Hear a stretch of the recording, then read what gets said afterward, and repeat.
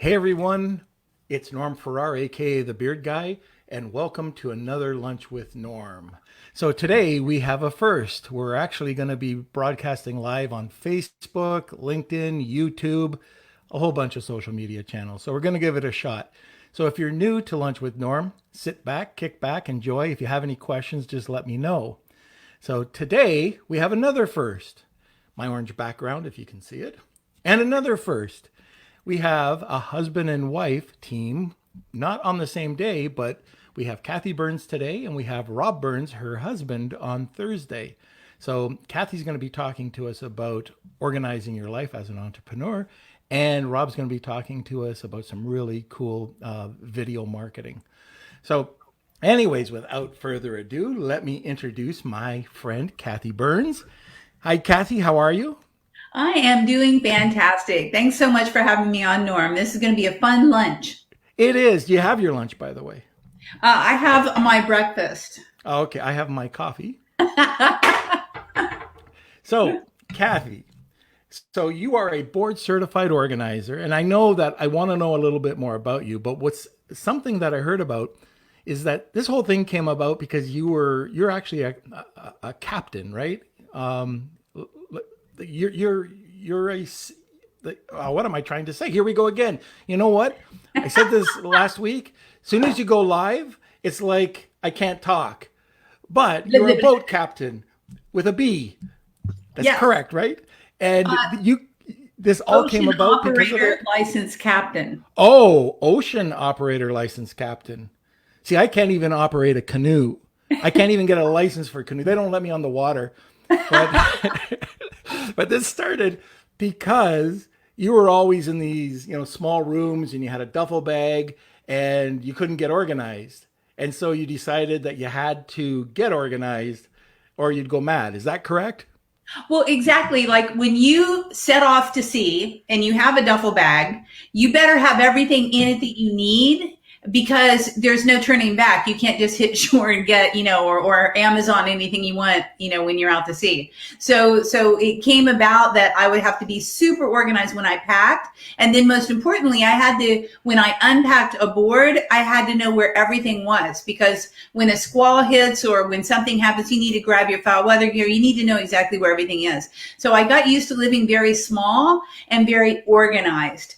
And, I've transferred that over into organizing within homes or offices because it's really the same concept, just on a much grander scale with the home with 300,000 possessions. Right. So you just took that idea and came up, how to work with families as well as businesses. Absolutely.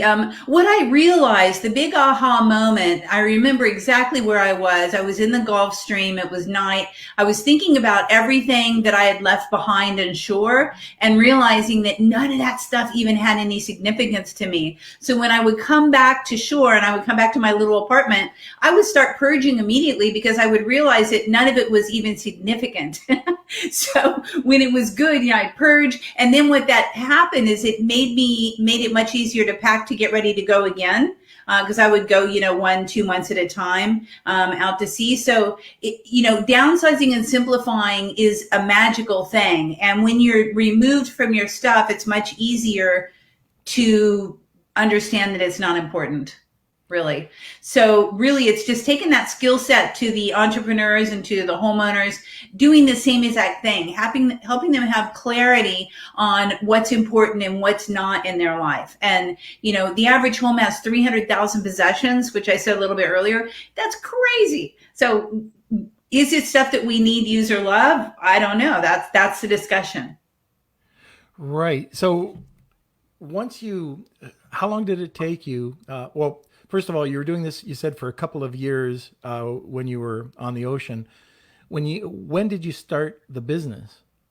I started the business in 2003. So, I met a man, I fell in love, I stopped being a wanderlust person. I went from a boat captain to a travel writer, and then I wanted to settle down. So what are you going to do when you settle down? You're going to do what your skill set is. And I've been an entrepreneur for over 30 years anyhow. So for me, it made sense to help people understand that their possessions and the stuff around them really isn't as significant as they think it is, which gives them the ability to let go.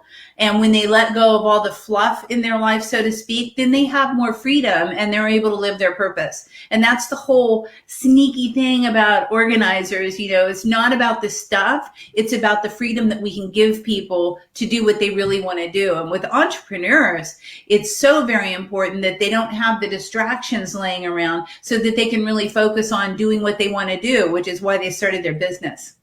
And that's why I brought you on because, we talk about different types of apps that we can use to, pause our inbox or turn off Skype. But, there's so many other things that we can do. I just want to step back a bit and just let people know that you're not just somebody that organizes a couple of things here and there. I mean, you're very well known. You are what we call in Amazon, the gurus, right? But you are a guru when it comes to organizing, and you've been all over the place. You've had your books on Oprah. You've had them. Can you tell us a little bit about that?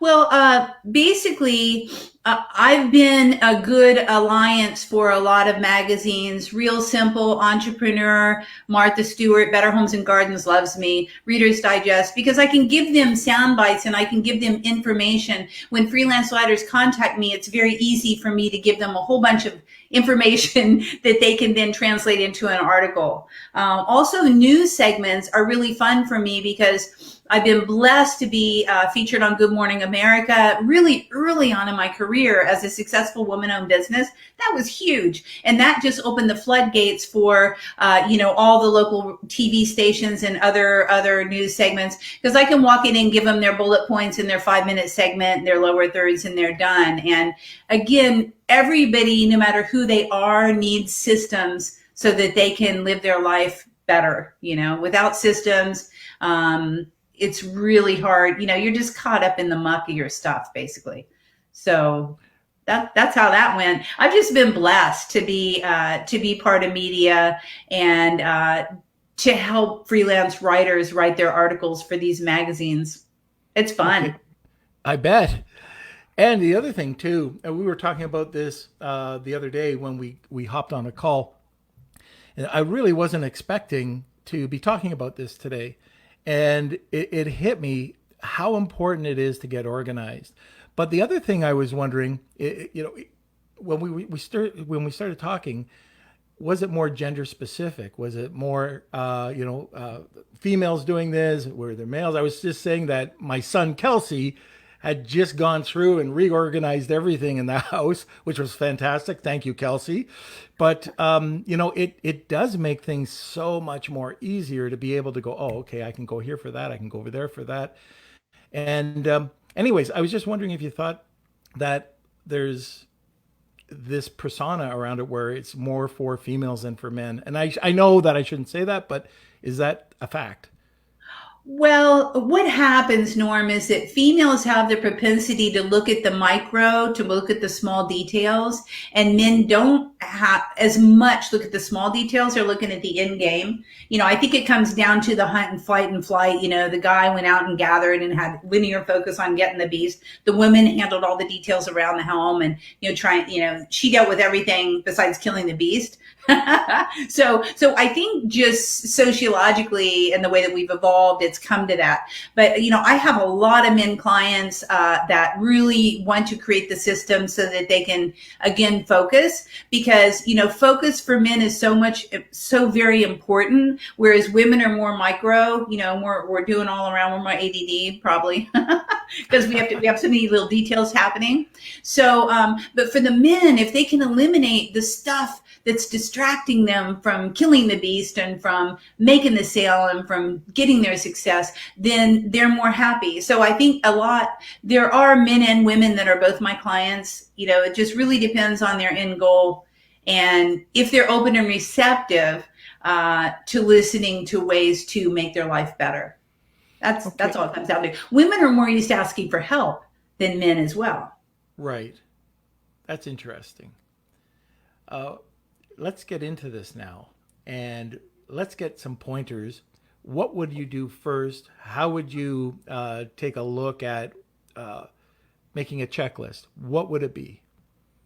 Well, you have to start out with when I work with people one on one, which I do virtually as well. It's about what's working in their business and what's not working in their business or their life. Either way, it doesn't matter. Like what's working. Okay, this is working, and then that gives me an idea of how they think and how they use their space and how they use their time. And then there's always something, no matter how good we are and how successful we are, that there's things that we can tweak. So, the first thing is, do you have systems running behind the scenes? Have you taken the time to implement systems that'll handle all the little stuff so that you're not, I call it getting stuck in your busyness? Instead of being able to get down to business, oftentimes we get stuck in that busy stuff, which is perhaps having our contact database up to date, doing QuickBooks. Maybe we hate doing bookkeeping, but we're insisting on doing our books, right? Why not just job it out? So having all those things in place allows people to have more clarity and really focus on the job at hand. So, systems behind systems that are working and taking the time to do that. Oftentimes people say, well, I don't have time to get organized. Really, you don't have time not to get organized. It takes time to step back and create those systems to support you so that you can do the big stuff, the big picture stuff, which is going to catapult you forward. Okay, so I was wondering, when we were talking before, you said that there's a secret hack to creating an organized and energized life. So what's that hack?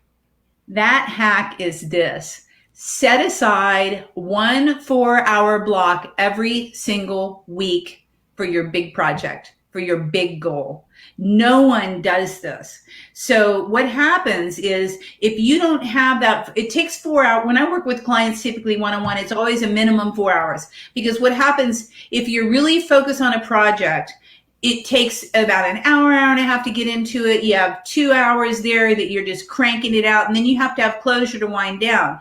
Now, what happens with most people's big projects, they keep getting backburnered. They keep getting backburnered because they just don't have the time to think big and think about that big project.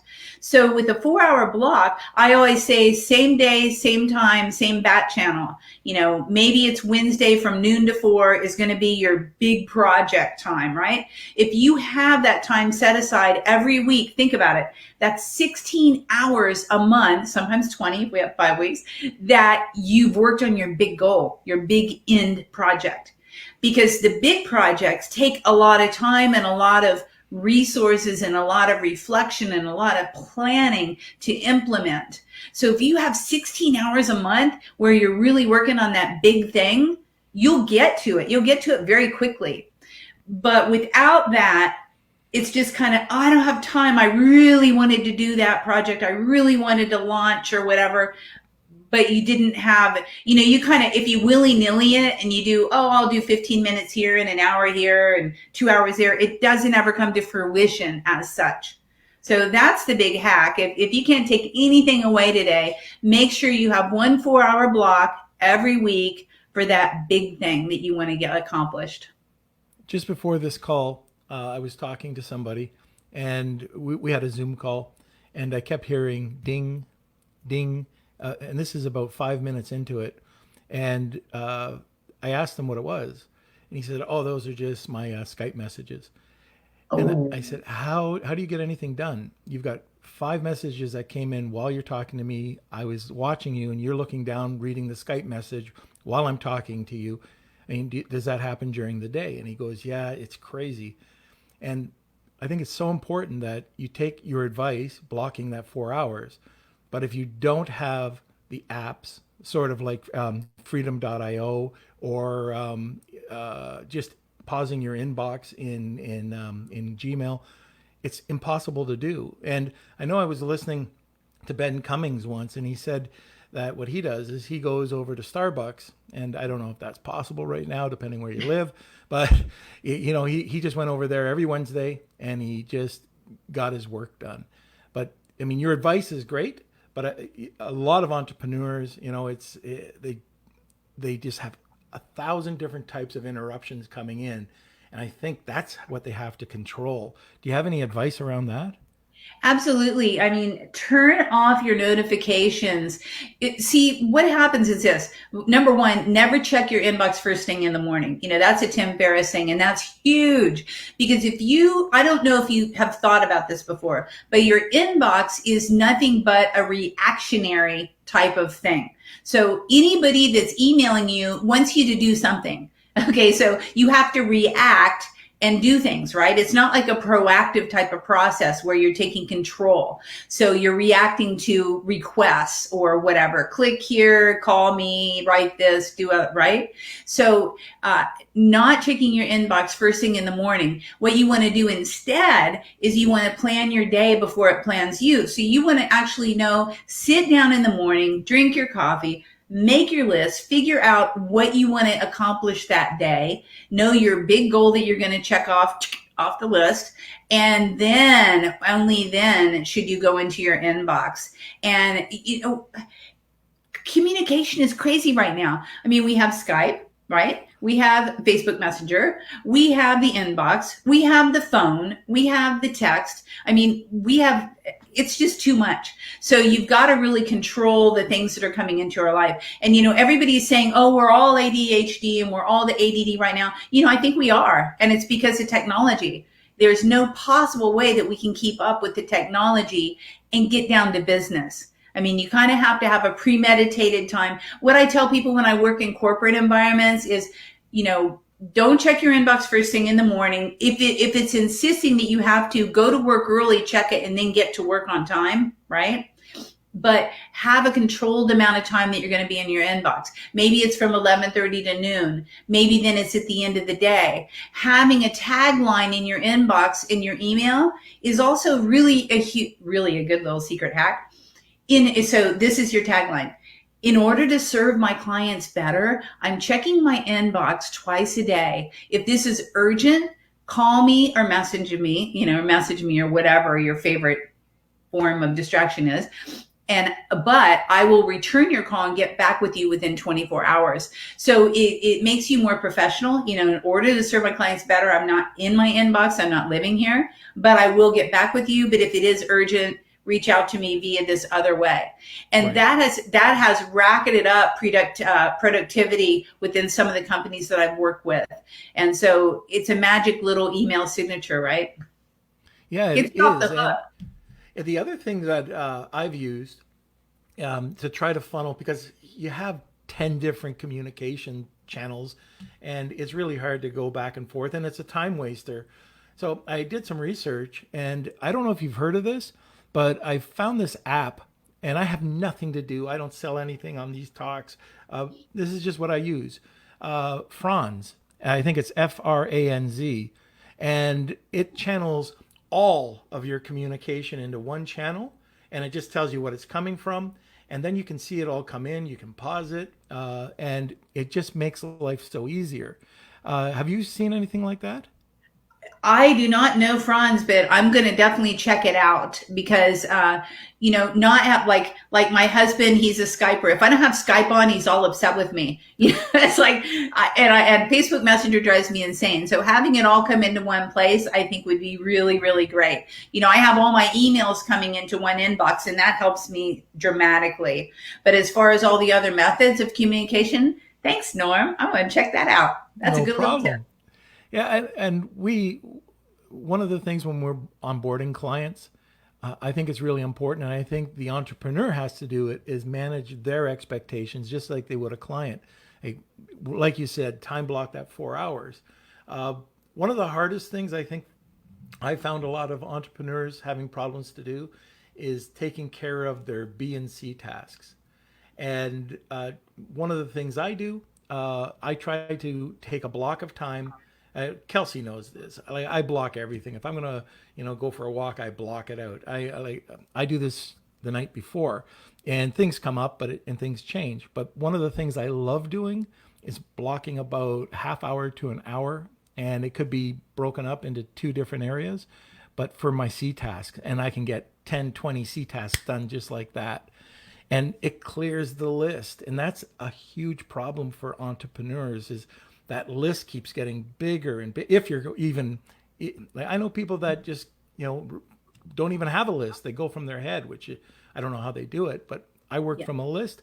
It just feels so good to get those 10 things or 20 things off in a half hour or maybe even less. Absolutely. And, when I do time management with clients, I talk about this concept of umbrellaing each day.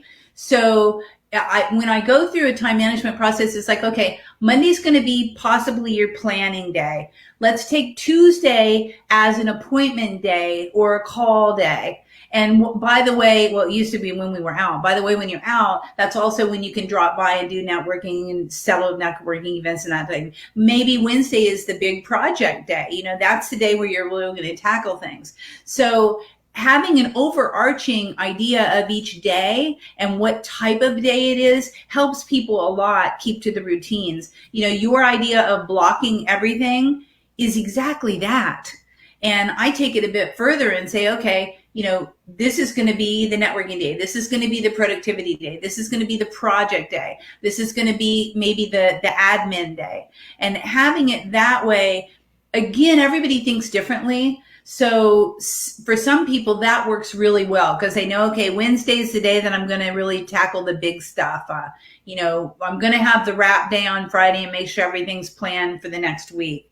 So having those blocks of intentions is awesome. And what happens is as you said, it's never perfect, but if you know what you didn't do, you know what you need to do. So if you don't have a list of everything that you want to do, you don't even know what you didn't do. So you can't do it. It's just like the people who don't have the list or don't know what they're going to accomplish. They don't know whether they accomplished anything or not because they didn't have anything to cross off, basically. Yeah. And if you once, excuse me, that was off guard. Bless you. Yeah. Thank you. I'll cough too. So there we go. And bless you. What was I going to say? Oh gosh, I just lost for words from that cough. Oh, we'll come back to it. How's that? It's blocking the time and then not really, if you don't know what you should be doing, you don't know what you didn't do. I know yes. And by building the list, what you can also see is what you're doing on a repetitive basis. And these are the types of things that you can outsource. And one of the early on things that I noticed with tasks are there were so many repetitive things that were blocking me from getting my priorities done.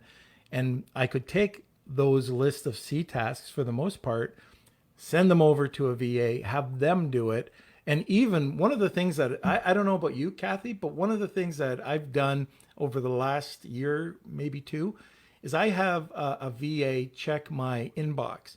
And she goes, I use Gmail, and she color codes everything. So if it's urgent, I know it's red with an exclamation mark. If it's a receipt, she takes the receipt and files it, but she lets me know by having a green star. And we color code everything so I can take a look at my inbox and know she clears out anything I don't need to know about. And anything that looks like spam, she automatically archives. So we keep it tight. And my inbox, I can go into it and I might have 40 or 50 emails in it in a day, and then they get cleared out. We start fresh, and it's beautiful. So there's all sorts of little things by just creating that little list that you can just give to somebody. It costs very little and just get so much extra time. And, a lot of people don't want to take the time to do that. So at the beginning of every time management session, we write down all the things that they do, right? And I think during COVID right now, we're getting a lot more clarity about all the little stuff we used to do that we no longer need to do, really. And we see things are falling off of our schedules, which is great. But having the clarity of knowing every single thing that you do, then, like you say, you can go and job it out. And, people don't want to take the time to train people. But again, it pays to get organized. It pays to create those SOPs and those systems so that you can job it out, and then it's off your back. And then you can actually do what you want to do, which is not get stuck in the busyness of your business. You don't want to be checking boxes and, checking emails and trying to weed things out. You just don't want to do it. You want to really move forward and do your dream, which is why we're all entrepreneurs. We all have that big dream.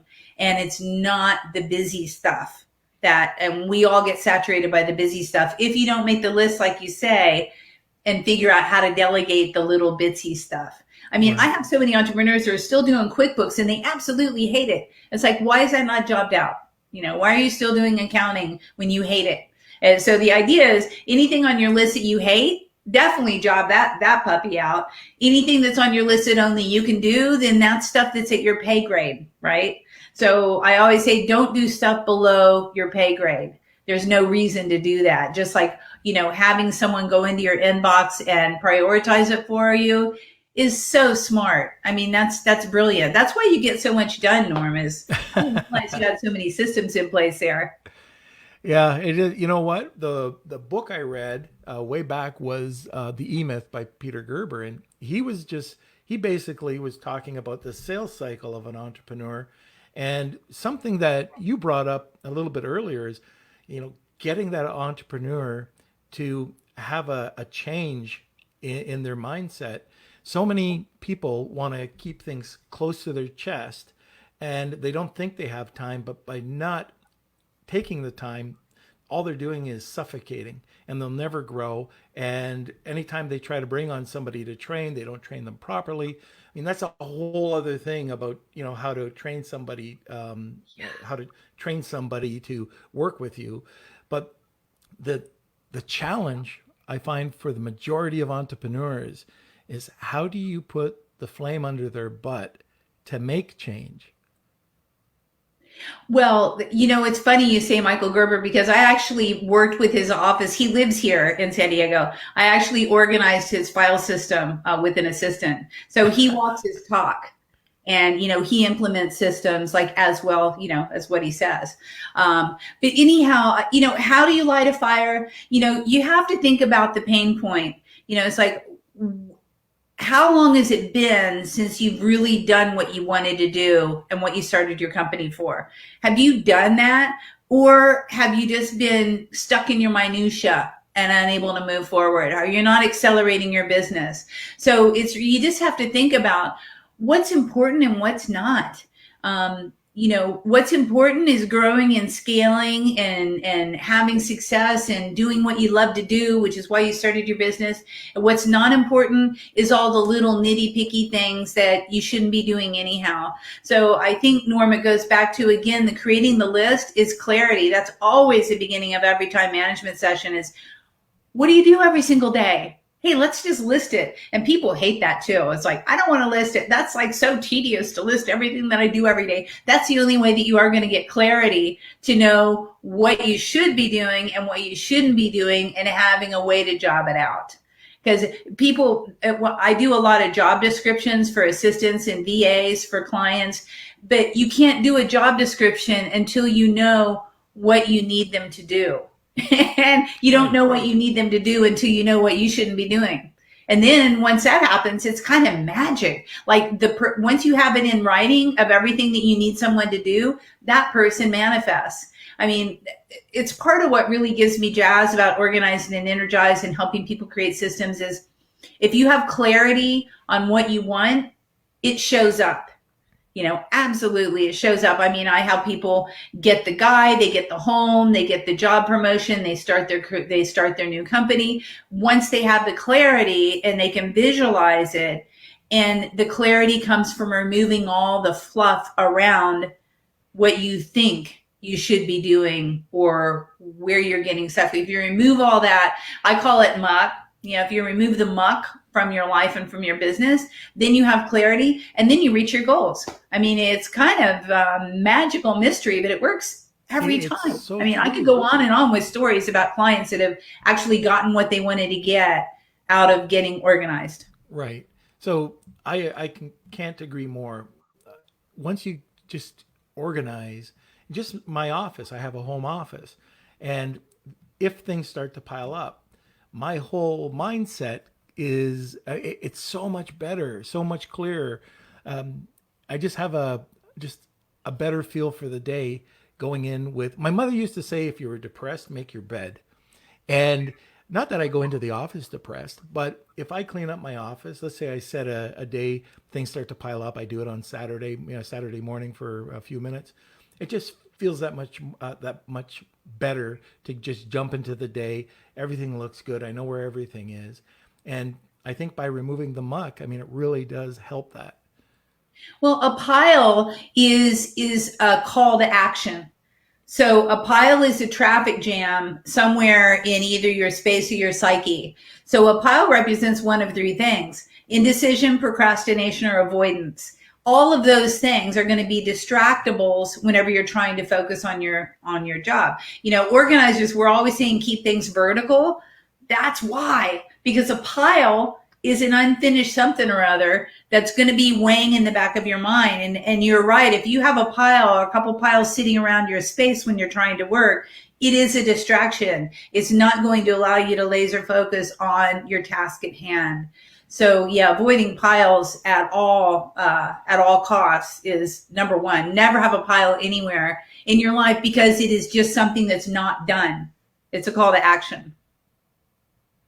And they're magical too. I don't know if you've noticed this, but if you have a t-shirt and then you have another t-shirt on the floor on a chair, when you come back into the room, there's going to be more there. I don't know how it happens. There's little genies or poltergeists or something that are doing it. Maybe little gnomes in your case, but they're magical.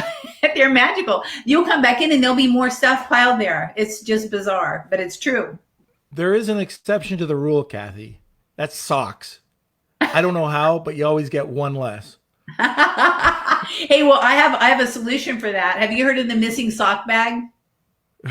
No.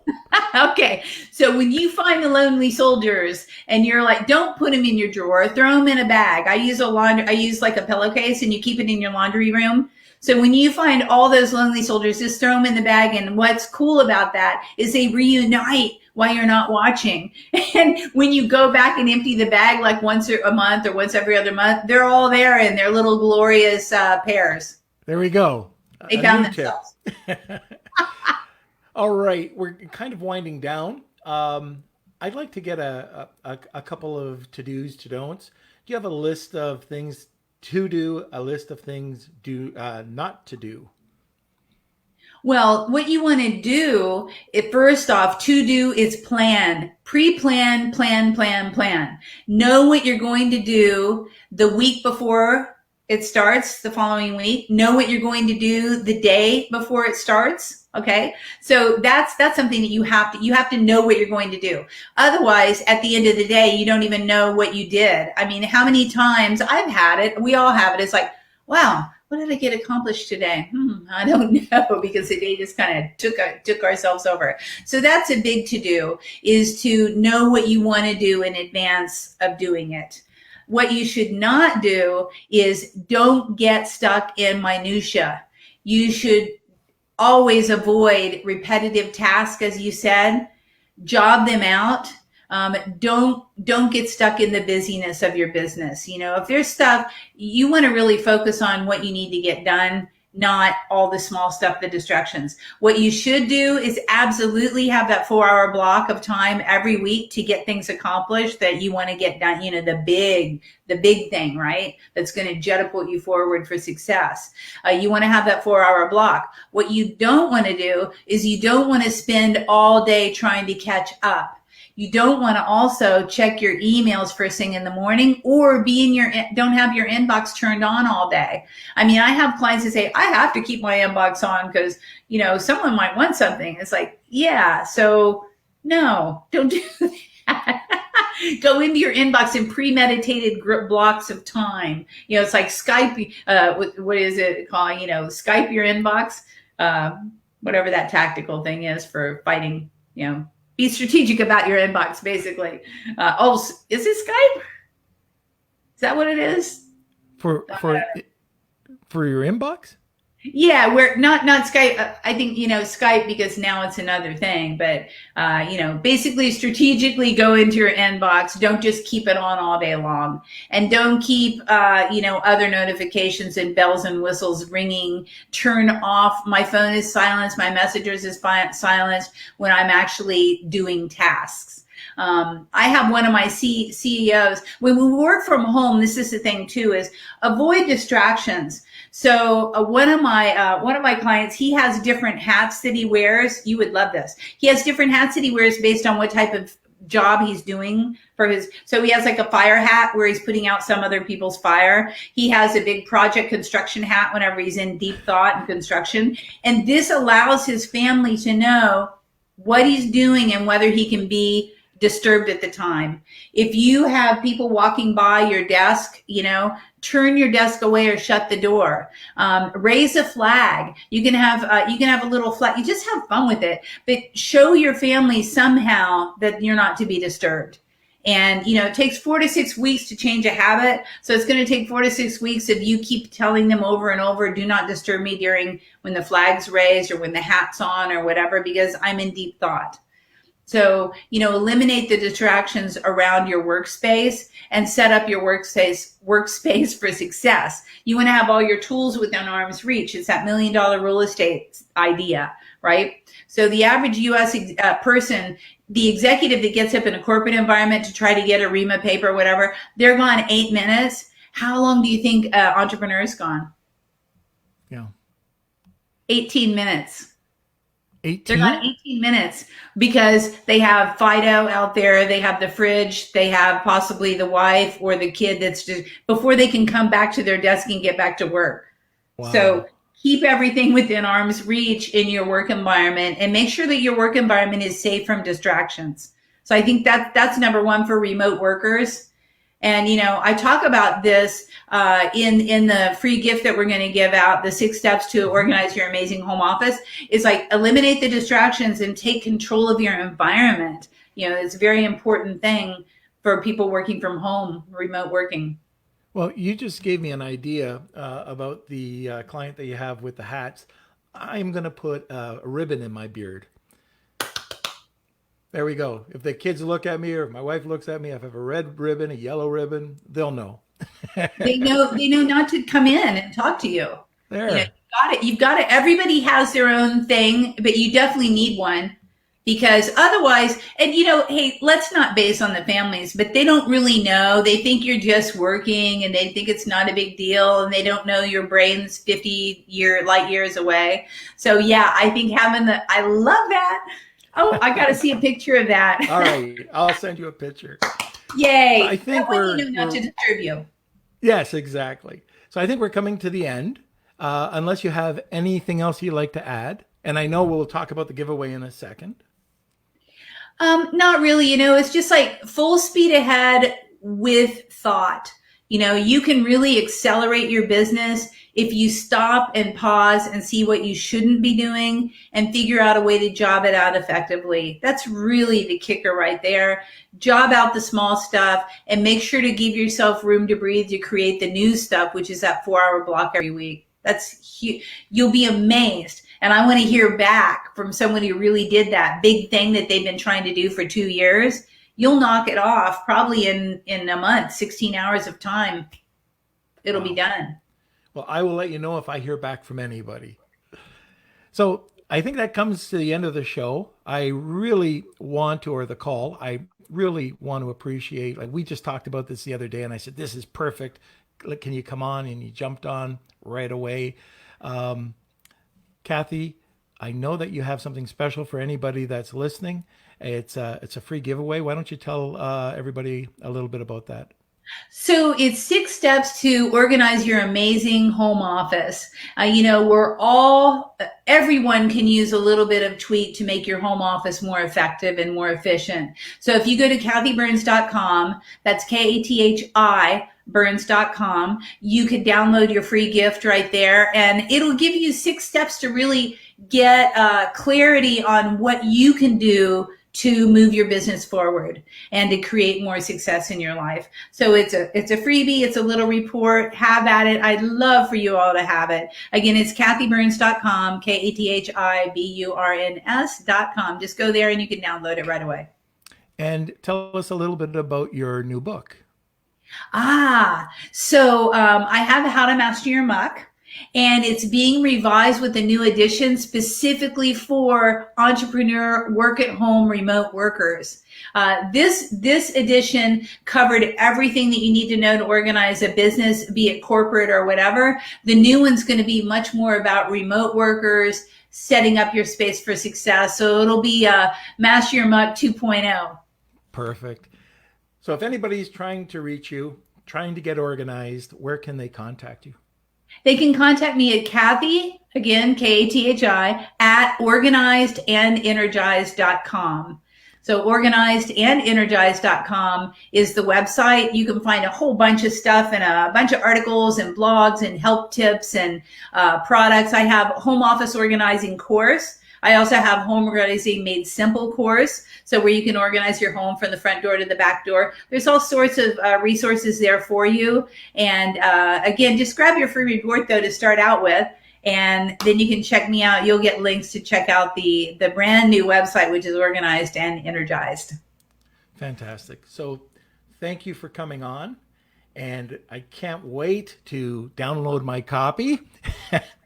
And also, I guess next Thursday or this Thursday coming up, your hubby. So Rob Burns will be coming on talking about video marketing. But thank you, Kathi, for coming on short notice. I really appreciate it. And Kelsey, we're just closing out here. So tell everybody what they need to do. You can follow us on social media. We have Instagram, Facebook, YouTube, Pinterest, TikTok. We have everything. So just search Norman Farrar, and you should be able to find us there. Yeah, that's about it. Okay, everybody. Well, thanks for tuning in. Lunch with Norm, this Tuesday edition. And check us out next Thursday at noon, Eastern Standard Time. See you later. Thanks, Norm.